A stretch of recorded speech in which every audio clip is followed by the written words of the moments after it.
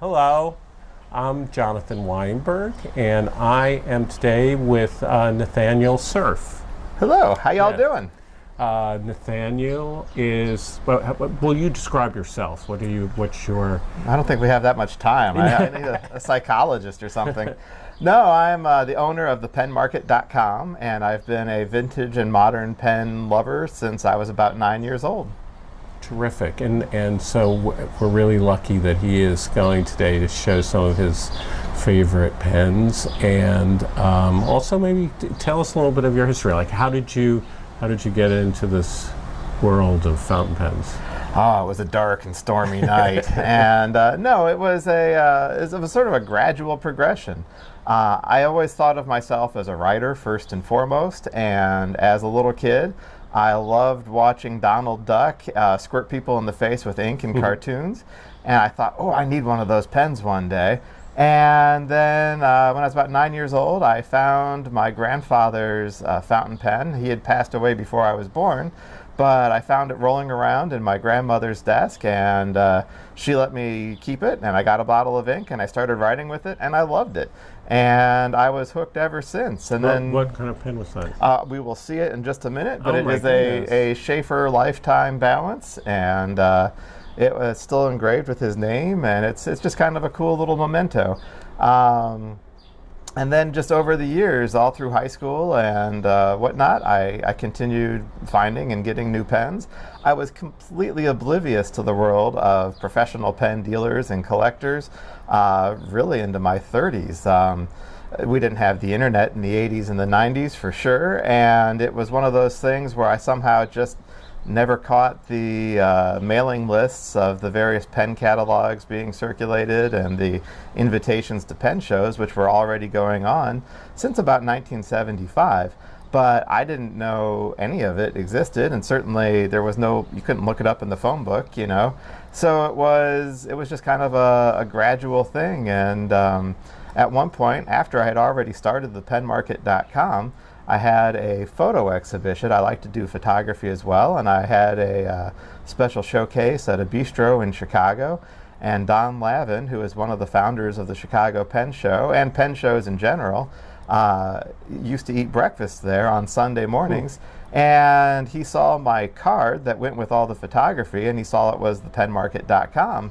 And he calls me up, and he's like, "Who the hell are you?" And I'm like, "Who the hell are you?" And he's like, "I know every pen person in Chicago, and you're not one of them. Who are you?" And I'm like, "Well, I own the penmarket.com." And he's like, "I don't know who you are." And I'm like, "Okay." And he's like, "Let's meet at the bistro." And I'm like, "All right, sure."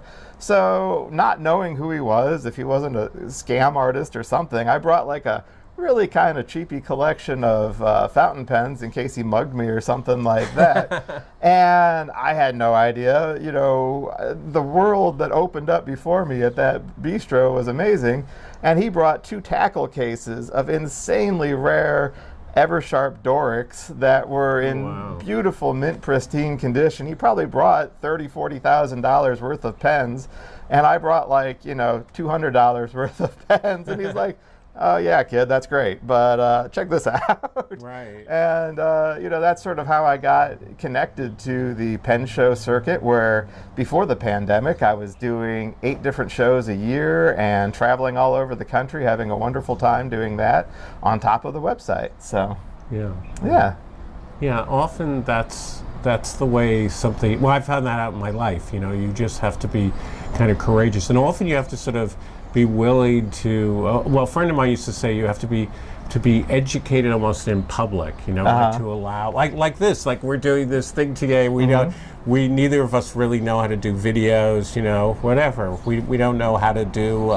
professional interview shows, but we love fountain pens, and we want to share that love with people, and want to see how that comes out, and something wonderful can happen, and you know, and that's the way you learn. Actually, you know, absolutely. You have exciting, and I assume that you then became good friends with this person. We became friends, and I got to know a lot of the other people of the community who I've since become good friends with, and really enjoy, you know, the whole fountain pen world. It's a fun thing, and it's great to be able to have this opportunity to be on your show so that I can say hi to all the people I haven't seen at the pen show circuit for the past 3 years, so this is kind of nice. Well, also you're a writer, right? I mean, yes. I mean, one of the things that's amazing about your website is, yes, you are selling pens, but there's so much information on there about fountain pens, but also the way you describe their fountain pens are often really imaginative and kind of exciting and interesting, you know. Well, thank you. You know, sometimes it's a little bit like a circus barker or something. You know, you have different modes for talking about them. It's not just, it's kind of fun. It's kind of fun. I try to have fun with it. You know, the world is a wonderful, beautiful, fun place if you just make it so. Yeah. And so often when I was first getting started, you just saw pen measures this size. It has blank nib. It has blah. Buy it, don't buy it. We don't care. And I'm like, well, these are pens. They have personalities. They have their own unique features and histories. And I like to get all that into the description. The website limits me to a certain number of words, but at the same time, as much of that as I can pack in, keep it active, keep it fun. Hopefully, it's some jokes. There's also this kind of wonderful process that people go through with fountain pens. It's funny. I mean, I have to say, it reminds me almost like, I'm a gay person. It reminds me of like coming out in a kind of interesting way. I was watching a video of a person. I won't say which website. It was a person who does podcasts about all kinds of things, but he talked about how he had made fun of people for using a fountain pen. Like, he couldn't understand why anybody would use a fountain pen. And then for some reason or other, he fell into it, to using it. And then he fell madly in love with him. Then he started talking about, which pens are the best pens. And I was, I'm always wanting to hear what people think are the best pens. And I was waiting to hear, that it was some unsurprising or unusual thing. He said, there's this pen made by this company, Lamy. It's called the Safari. It's really good, and it really works really well. It's not that expensive, and it's my favorite pen. And I was like, oh wow! But there was something so sweet about that, right? That you can have the same experience, and you don't have to spend $1,000. And yet at the same time, you can grow into it, and there are other aspirations. And if you think, I'm a curator. I work obviously in the art world where things are hundreds of millions of dollars or $1 million or $20,000, and as expensive as fountain pens get, they really aren't anything like that. You're right. It really is a kind of amazing hobby because there are so many ways that you can get into it, and you can have an enormous fun with a pen that's $10. Oh, easily. Yeah. That's one of the great parts about it is you don't have to be some rich snob to really have a good pen. I've had $20 pens that write just as well as I've had $1,000 pens. So it's pretty much just a matter of personal taste. And if you're using it more for practical writing purposes, there's no sense buying a $20,000 pen when all you want it to do is just be a smooth, fast, fun writing experience. So No, and also you change really quickly, and it depends so much about what you're doing. I've noticed in journaling and stuff that I've moved. I used to think that the finer line a pen that you got, because with drawing, that was the ultimate goal, is to get a pen that would be relatively smooth but write in the finest line possible. But then the more and more that I use the pen just for writing, journaling, the broader I want the pen to be. So one of the things that I'm always saying this is, and maybe interesting to hear what you think about it, but is there's a kind of ridiculous thing that people want. They want a pen to do everything, one pen to do everything, right? And that's a mistake in a way. That's perhaps a way to justify the fact that we're obsessed with fountain pens. That does give us that excuse. Right. Is that you really need many different ones because they do different things well, and you enjoy that. Well, anyway, you're going to show some of your favorite children, I guess. They're when you ask me to pick my favorite, I'm like, oh man, how do I do that? Right. Certainly, my favorite, I guess, would be the one that got me started. It's let's. We'll switch screens. All right. So, the pen that got me started is also still really one of my favorites because it was my late grandfather's, and he passed away before I was born. And it was his Sheaffer Lifetime Balance, which he got right around the time he was about 20 years old or so. Had graduated from high school and was a mathematician back when you didn't need a college education to be a professional mathematician. He and his father were math specialists, and ultimately he ended up working for General Motors as a time study man, which was trying for factory efficiencies. This pen, I already unscrewed the cap, but you can still see the nib, sort of an extra fine nib, and it was a lever filler. This is just what I learned how to write with a fountain pen with. It's not the prettiest pen by any means. It's got brassing and it's discolored. It was the original black and pearl that is now sort of a yellow and green and brown, and it's nothing special to anybody other than myself, and it's just tons of fun to write with. It's really beautiful, though. So what would you call that kind of a pattern? This was the black and pearl pattern of the. That's what they called it. But yeah. There isn't that kind of model. It's made out of plastic. What is it? It's a celluloid. It's a celluloid. So they. To be stupid, what is the difference between plastic and celluloid? Well, I mean, celluloid is a type of plastic, right. So it's just the chemical composition of the plastic that they were using. It was a very new technology in the late 1920s and a very new product and material, and they didn't necessarily know how to make the most of celluloid in those earlier days, so they didn't always allow it to cure the way many people would if they're making celluloid pens today. So what happens, at least this is the running theory that a lot of people in pens are going with, is that the original rubber ink sacs and modern rubber ink sacs have a bit of sulfur in them, and it would off-gas from the ink sac inside. And because the celluloid hadn't cured completely, then that off-gassing, they think, is what discolored the pens and darkened them from their original, really sort of eye-popping sort of a white, pearl, and black design from the original days. So this would have been much more contrasty if it was. It would have been much more contrasty, right? Now here's these are like really obvious questions, but no, they're all good. It just occurred to me something which I don't know the answer for. Why is it that some Sheaffer pens have the white dot and some don't? That's a great question. Right. The white dot originally signified that the pen had a lifetime warranty. So it was their sort of mark of excellence or hallmark of some kind that they would use. Eventually, everyone recognized the white dot just as well as they recognize the Mont Blanc star today or the Nike swoosh, and they began putting it on more and more and more of their pens that didn't necessarily have a lifetime warranty. Certainly after the 1940s and 50s, now you can see on modern Sheaffers, it's virtually on every Sheaffer out there. Cool. Yeah. Excellent. Is there other things you want to point out about the pen? Not particularly. It's. Do you still use it? I still use it from time to time. It's not my daily driver. The cap got a really nasty crack in it, so I'm really sort of treating it with kid gloves a lot more than I used to, but it's a still fun reminder of my grandfather and my love of pens and getting into it all. So when would have that been when you first started using, like when? Oh God, this was probably, if I was 9 years old, it was about 1985. Why, but that must have been odd, a 9-year-old using a pen like that. I was a strange child.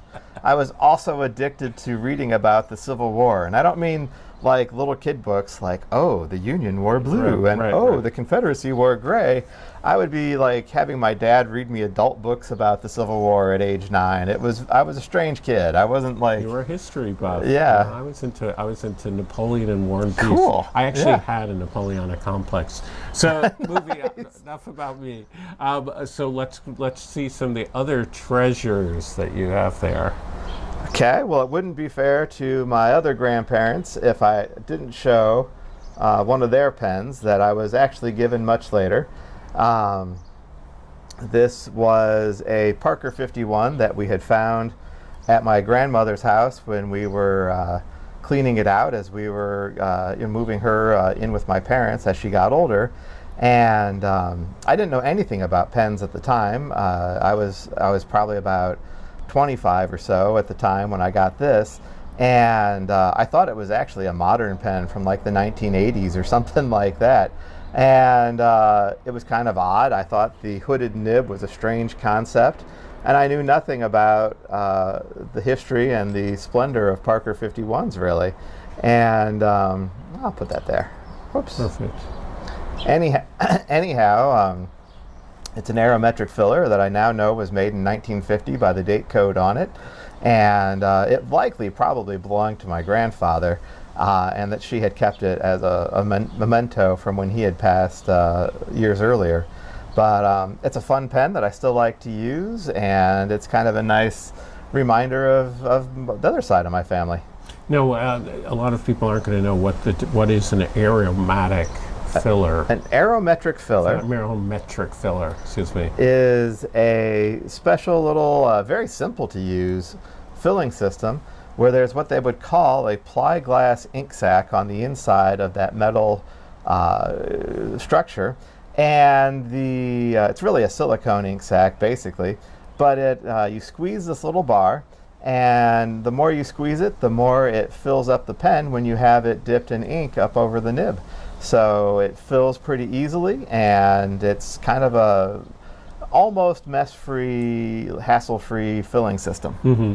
And would that be something? It's almost like a converter, right? It's sort of approaching a converter. Would that be something you could easily take off and put on, or is it a permanent part of the pen? Well, you can replace the ink sac under the metal, but it's not a converter in any sense that we would understand a converter. Right. You can't switch in and put a like an actual converter that has a little screw on it or a cartridge in there.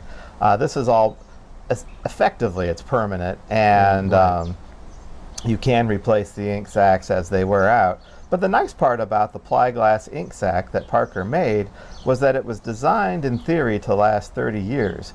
This pen was made in 1950, and that's the original ply-glass ink sac in there, and it still works just as good as when it was new. Yeah.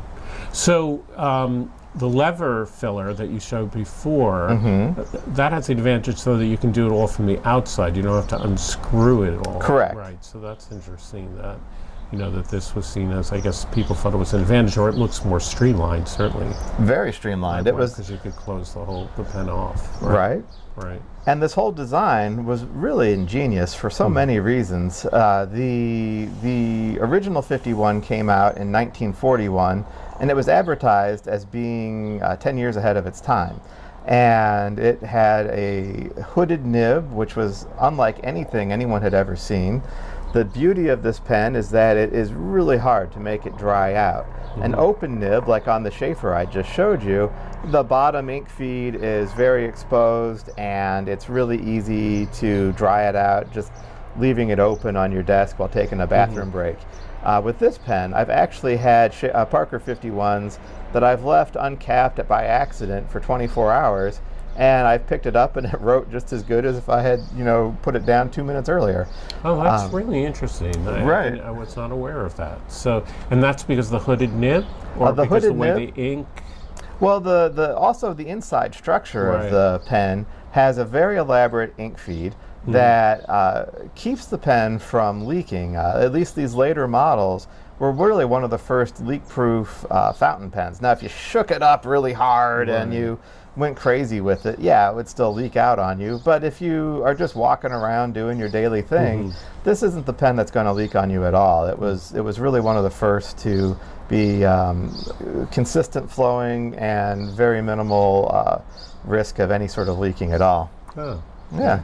Well, number 3, what else do we have here? Number 3. I'm excited. Yeah. So, I have, I thought I'd bring a lot of family-related pens today. I love this. Because it would just be kind of fun to, I don't know, take a little. I mean, that's one of the things that really is so beautiful about fountain pens is that when you're buying a used fountain pen, it has almost like a ghost. Someone else Right. has used it to write things with. I think that there's something so magical about that. I and agree. I personally, although I don't have a lot of them, I don't mind getting a pen that has somebody else's name on it. I find that really kind of Oh, absolutely. cool. You know, it's funny you mentioned Civil War. You know, now it actually makes a gun more valuable, or some element Right. from the Civil War if it has some private's name on it. That actually gives it value. Absolutely. But in the fountain pen world, we haven't reached that point No. really, unless the person is, you know, John Kennedy or Queen Right. Elizabeth. But Yeah. I think that's going to change. I think as It as might. it matures, people are going to think, oh, this is cool. This is somebody's name. This is somebody's history. Anyway, Oh, yeah. continue. Well, anyhow, this pen wasn't given to me directly by my Aunt Cindy, but it effectively came from her. And it is a Sheaffer Touchdown, also from about 1950. What I love so much about this was also the first touchdown filling pen that I ever fixed. And I love the way it wrote. It actually has a what they call a Triumph nib. Here, I'll put this back over here. But the Triumph nib was a conical nib, and the idea really came from, and Parker successfully sued them for sort of taking the idea of the hooded nib, but this time making the whole nib a hooded nib, basically. And it was a neat innovation that came a few pens earlier, but they continued really, it on in this pen. So they successfully sued them for something like that. Yeah. Because it seems quite different, actually. I mean, ultimately the way it looks, the way it didn't matter because there was a kind of a notion about functionality or something. There was. I would think it would be difficult to successfully sue them, but that's me. The pen world in the 1940s was a little different, I guess. It's interesting because there's a new pen nib that's designed by Schoen Design called the Monarch nib, and it has it's very different, but it looks something like that. Yeah, and it's been used by other pen companies over the years now, especially more modern pen makers who are looking for something kind of unique or vintage in their pens. Visconti had a nib Visconti had that one. Yeah. Cool. So can you show the touchdown system? Because that's an interesting way of filling I can show it a little bit. Oh, but it's got ink It's in it? full of ink right now. Oh, but at least show what it looks like. But you can see that it uses what they call a pneumatic filling system, and there's this metal tube that comes all the way out, and then there's another metal tube under it, and then there's a rubber ink sac in that second tube. And what happens is that this is a sealed system except for a little hole. And the system, what it does is when you pull this all the way out, it sucks in air into the chambers of the barrel. And then when you push this all the way back in, it will then take that air and squeeze the ink sac hidden in those two tubes, or under the second tube, and then that squeezes all out. And then once this gets pushed all the way in, there's a little gap that will allow the air to flow out of the little breather hole in here. And I'm trying to see if we can see it. It's right there, but I'll take your word for it. but that'll release all the air inside. And once the air releases, the natural vacuum of the ink sac will then re-expand. And if the nib is dipped all the way up here in ink, when the air releases and the ink sac re-expands, it will suck in all the ink through there, and you're ready to write. Yeah. It feels very satisfying when you do the touchdown. The way it just goes in and out, it's very I don't know why, it just feels cool. It's strange because it doesn't seem necessary. It seems like a lot of work, in terms of engineering and everything. Right. But and that's a lot to do with the way the different pens work and the pleasures of them. It's not necessarily rational or logical, but it gives you certain kinds of pleasures. Anyway. No, actually, just to build on that a little Yeah. bit, I love what I got hooked into actually starting the pen business was when a friend of mine in Sioux Falls, South Dakota, He was a fountain pen repairman when he was in college, studying art in Florence, Italy. And he ended up working at a pen shop to help pay for his education. And when I met him and we discovered we had a shared love of pens, he began showing me all these different filling systems, and it just sort of blew my head apart. I just couldn't get enough of all of the science and technology, all of the research and development dollars that went into finding new ways to put ink into a pen to give these companies a new reason to sell a new pen. Yeah. Well, it's interesting. So I think I had talked to you before about how Pen BBS seems to be really, whoever runs that company seems really interested in that. Yeah. It has revived the touchdown system, and also has a magnet system that they use for filling ink. And it can't be because it's necessarily a better way to do it. I think obviously who's ever behind it is just really, like you, really fascinated and intrigued by it, and doesn't just want to do. Converter is really a very good way to get ink into your pen, and in some ways, I think a lot of people have said it's the best all-around system. Right. But it's boring, you want totally different ways to do things, so. You don't want to drink just the same beer every time. You want a nice glass of wine every now and again, or a cocktail, you don't want to just be boring and repetitive. I think, though, on the other side of this, that one of the reasons why some of these systems are more, it's not necessarily why they're complicated, but I think for a lot of people, they just used the same colored ink. There wasn't a lot of ink changing the way that one of the things that's a huge part of the fountain pen community now is just people love the different kinds of ink, and that wouldn't be the way that someone would use a pen like that. It would always have the same ink in it, so the clean isn't as big a problem as it is when you're changing ink colors. Then it's really hard to get these absolutely clean. Absolutely. Which is, again, why the converter is a good solution for that. It is. Yeah. It is. Up until really about 15 years ago, everyone pretty much just used one color ink. It was, I'm a black ink guy, or I'm a blue black ink guy, or I'm a blue ink guy. There wasn't a lot of extra flair to their inks. Or that would be the reason you'd have different pens, so they would have different color ink in them, but you wouldn't be constantly changing colors. Right. And then really, I think 10, 15 years ago is when the ink revolution started, which was totally fun. It was really nice to be able to have all these new amazing rainbows of colors, I feel like our peach ink today. This will be great. Or, I'm going to write a letter to my friend, and God, purple's just the right color for that guy, and it became liberating in many ways, and that's the fun of inks. Yeah. Okay, let's see what else you got. All right.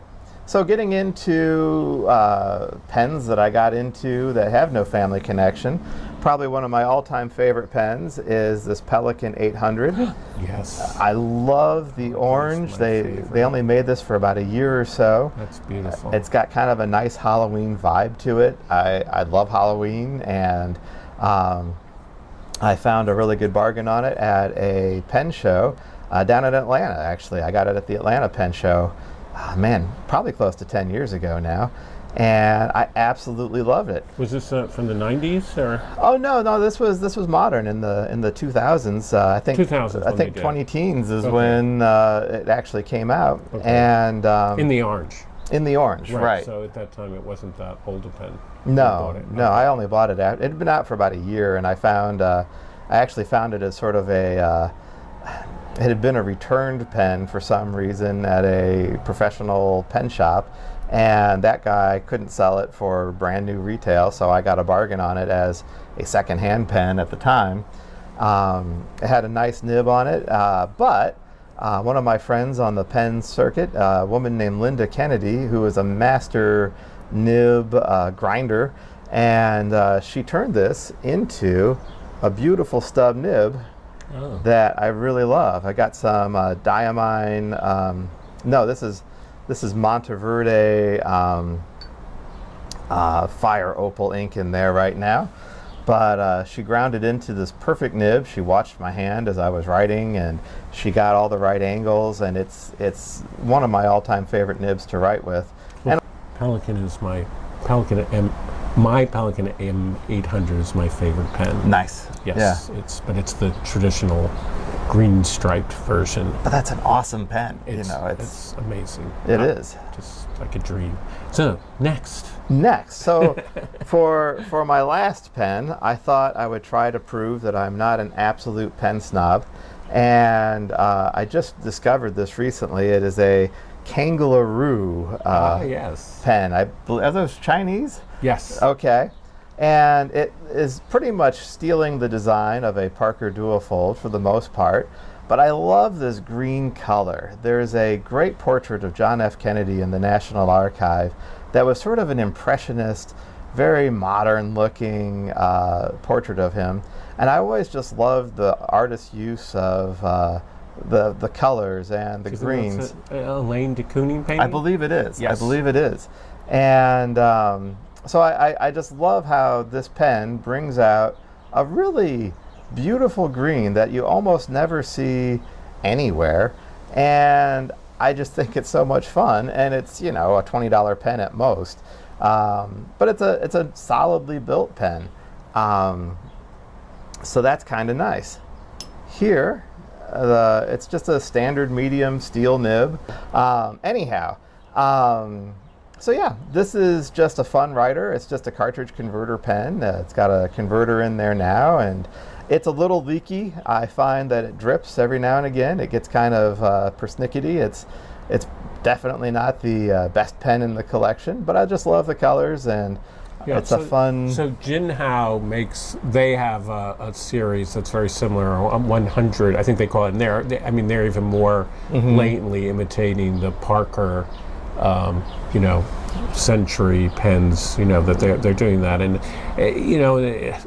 there's a lot of talk on the internet about several of these pens, and are they really all made in the same company or anything. That particular maker, though, is kind of known for their nibs, and a lot of times people will buy their nibs and put them, because they're very affordable, and put them in Jinhao pens. Oh, cool. Yeah. So, and they also make a particular nib that is bent, and they make one that has almost like an architect grind. Nice. So there's a lot on the web about that. There's sort of interest in that, and you can get it on eBay and AliExpress, and even on Amazon sells them, usually a little more expensive actually. But if you're willing to wait a month or 2 months, you can get it on eBay and whatever. Yeah. I mean, they're wonderful. They're wonderful value, and I think it's what we were talking about before. You can put a you can put a Jovo nib. You can change the nibs and put a Jovo nib on that pen too. So. And then you get a really beautiful looking pen that's still affordable and has maybe a even better nib. Right. Absolutely. Terrific. All right. Well, this is great. This is a good start. All right. Okay. Well, that was great. I really enjoyed seeing all the pens, and obviously I could do this forever. I mean, one of the things that I think is worth remembering or thinking about is, if you do enjoy this conversation, you should come back and watch my videos more, but also watch more videos and subscribe. That's something you should do. But the other thing is, you should go to the penmarket.com website, because there's just so much information. There's tremendous information. You've done so much research into different inks, how long they last, whether they fade, how different issues about acidity, all kinds of things on their website. It's just a treasure trove. And also you can buy beautiful pens there. So it's really terrific. And then sometimes you're a pen. Will you be at any pen shows in the future? Are you planning? I hope so. We have a lot of medical concerns that home about COVID still due to specialized conditions. However, I've just got back from the New York Metro Pen Show, which was a lot of fun. And it would be great to start working my way back out onto the circuit again as we get a little bit more secure with the low COVID numbers that are almost down to 1% now where we live. So it's good. It's a really good to be coming out of the pandemic. I'm definitely planning to be in Washington. That's one that I'm going to go to. So Washington's an amazing show. If you've never been, definitely go. There's probably 250 vendors or so that are there. It's a 3-4 day show, and you need 3-4 days just to see everything. And not be totally overwhelmed. You'll still be overwhelmed, but it's worth it. It's fun. You can always go to the museums too. Right. I always did that after the show. All right. Well, anyway, thank you so much, and we'll see more of you. I hope that you'll be doing your own videos. Terrific. Thank you so much for hosting me. I really appreciate the opportunity. My pleasure.